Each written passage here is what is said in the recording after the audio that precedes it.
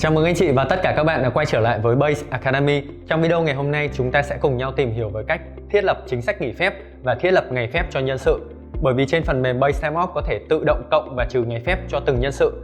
Và bây giờ chúng ta sẽ cùng nhau tìm hiểu về thao tác của phần mềm. Trong video này thì tôi sẽ hướng dẫn các anh chị để mà cài đặt chính sách nghỉ phép cho từng nhân viên và cung cấp ngày phép cho từng nhân viên trên hệ thống HRM, để đến khi mà người nhân viên nghỉ phép năm, họ sẽ thấy được số ngày phép còn lại của họ trên hệ thống.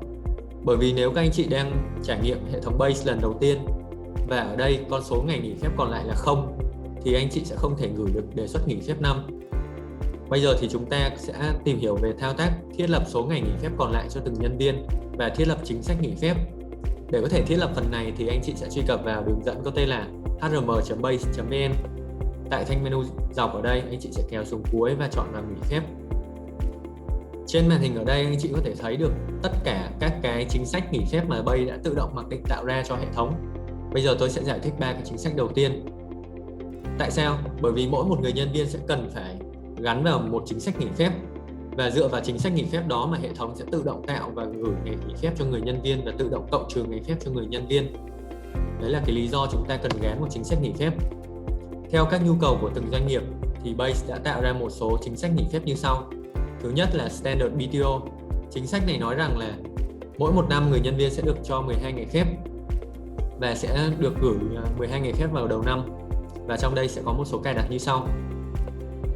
Đây là tên chính sách. Với tên này nếu mà anh chị thấy khó hiểu thì anh chị có thể đổi lại để trong nội bộ dễ quản lý với nhau. Loại chính sách thì dễ hiểu rồi. Tiếp theo, loại chính sách đó là cố định số ngày trong mỗi năm. Có nghĩa là ở đây cố định mỗi năm là 12 ngày và tăng vào đầu năm ngay lập tức. Và cái số lượng tối đa mà có thể thành phép tồn đó là 12. Nghĩa là năm đấy chúng ta được nhận 12 ngày và giả sử trong năm chúng ta không nghỉ ngày nào thì 12 ngày đó có thể chuyển thành phép tồn và chuyển sang năm tiếp theo để chúng ta sử dụng.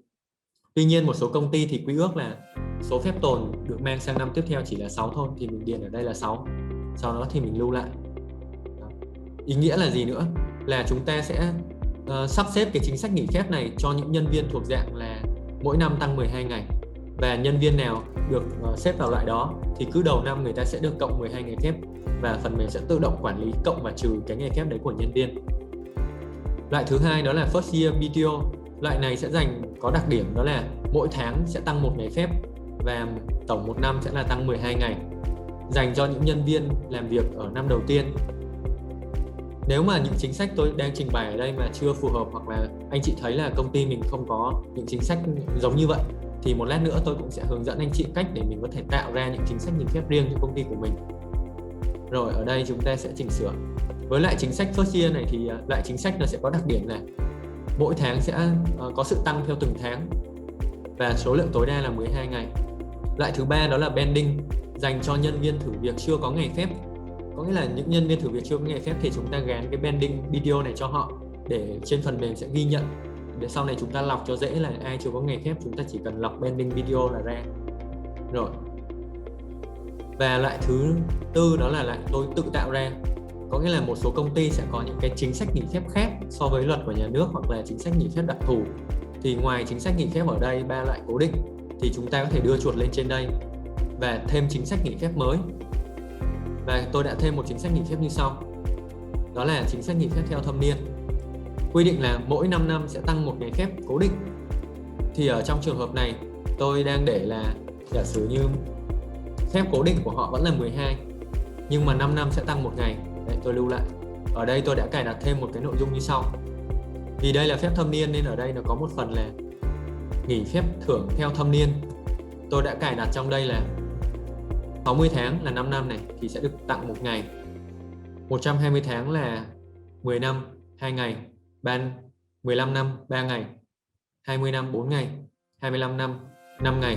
Nếu mà thêm thì tôi cũng có để là 360 tháng thì là 6 ngày, ví dụ như vậy. Thì tôi đã cài đặt như thế này. Và nếu mà những người mà được gán cái chính sách theo thâm niên này thì chỉ cần dựa vào ngày bắt đầu của họ thì hệ thống sẽ tự động cộng. Giả sử 5 năm thì là 1 ngày, 10 năm thì là 2 ngày. Và đây là một chính sách mà tôi tự tạo ra trên hệ thống ở đây.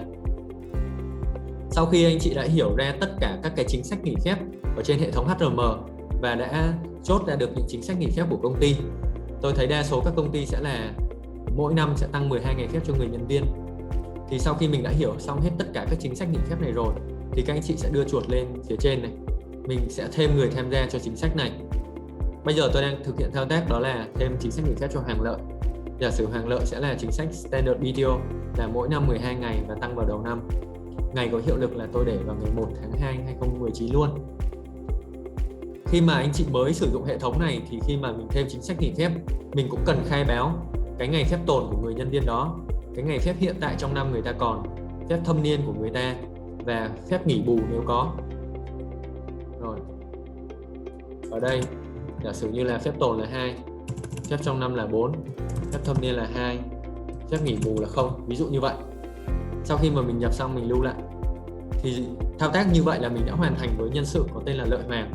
Mình đã gán chính sách nghỉ phép cho bạn đó, mình đã thêm ngày phép cho bạn đó, thì hàng tháng phần mềm sẽ tự động trừ ngày phép nếu như nhân viên đấy có nghỉ phép năm, và đầu năm người đấy sẽ được tự động cộng 12 ngày phép theo đúng chính sách của công ty và tự động được cộng 2 ngày phép theo chính sách thâm niên, ví dụ như thế. Tất nhiên là nếu mà công ty anh chị có rất là nhiều nhân viên thì việc mà tạo chính sách nghỉ phép và thêm ngày phép cho từng người như vậy thì mất rất là nhiều thời gian. Thay vào đó thì chúng ta sẽ đưa lên nút tạo mới và chúng ta có thể import danh sách từ file Excel. Anh chị sẽ download file Excel về và tạo một file Excel giống như file mẫu ở đây. Tạo file mẫu ở đây, sau đó thì anh chị sẽ đính kèm file lên trên này và ấn tiếp tục. Mã nhân viên thì anh chị có thể lấy ở HRM, tên nhân sự, chính sách nghỉ phép. Chính sách nghỉ phép thì anh chị lưu ý là điền đúng cái tên ở đây, ví dụ Standard PTO hoặc là theo thâm niên. Mình điền đúng cái tên thì hệ thống nó mới nhận. Tổng ngày phép đang có là mình có thể hiểu nha. Cột số 5 này nó sẽ bằng cột số 6, số 7, số 8, số 9 cộng lại. Thì thường khi mà mình điền cột số 5 mình sẽ điền cột số 6 trở đi trước. Phép tồn còn lại là bao nhiêu, phép trong năm còn bao nhiêu, phép thâm niên bao nhiêu, phép nghỉ bù bao nhiêu. Sau đó mình mới điền cột số 5. Sau khi mình tạo ra được một file Excel như vậy thì mình sẽ đính kèm file Excel lên đây và tiếp tục. Sau khi mà mình nhập xong hết thì ở đây danh mục người tham gia sẽ hiển thị ra đầy đủ tất cả các cái ngày mà mình đã áp dụng lên trên phần mềm. Và trong phần danh sách nhân sự, mục lịch làm việc và nghỉ phép, trong mục này sẽ hiển thị ra được đầy đủ tất cả các phép của người nhân viên để mình có thể dễ dàng quản lý. Và khi mà người nhân viên gửi đề xuất nghỉ phép thì hệ thống sẽ tự động trừ ngày phép của người nhân viên. Đó. Vậy là vừa rồi chúng ta đã tìm hiểu thao tác, hiểu được các chính sách nghỉ phép trên phần mềm và cơ chế của từng chính sách nghỉ phép. Thứ hai, chúng ta đã gán ngày phép và chính sách nghỉ phép cho từng nhân viên. Thì khi chúng ta thao tác như vậy rồi thì người nhân viên có thể thấy được số ngày nghỉ phép của người ta tại giao diện Time Off và họ có thể gửi đề xuất nghỉ phép năm. Vậy là vừa rồi chúng ta đã cùng nhau tìm hiểu về thao tác thiết lập chính sách nghỉ phép và ngày phép cho từng nhân sự. Nếu có thắc mắc trong quá trình sử dụng, anh chị có thể đặt câu hỏi ở dưới video này hoặc là liên hệ với đội hỗ trợ trực tuyến của Base. Và để chuyển sang video tiếp theo, anh chị sẽ hoàn thành một vài câu hỏi nhỏ ở dưới video này. Cảm ơn tất cả các anh chị.